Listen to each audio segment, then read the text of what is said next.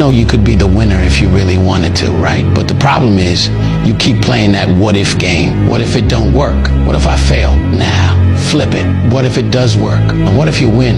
Then what? You're gonna be sitting there happy, right? You say you wanna win, but then you're scared to lose. What sense does that even make?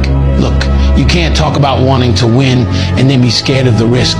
That's not how this works. If you lock in, keep your head down and stay focused on the vision, how could you not win? The only thing that's gonna make you lose is your own mindset, and that's all on you. Your biggest enemy ain't out there, it's in your head. So if you wanna win, you gotta get out of your own way. And here's the truth. Every time you doubt yourself, you're slowing down your own progress. You either believe in yourself or you don't. There's no in between. If you keep second guessing everything, you're already losing. But when you stop playing scared and start moving like you're built for this, you'll see everything change. So stop thinking about what could go wrong and start focusing on what's gonna go right.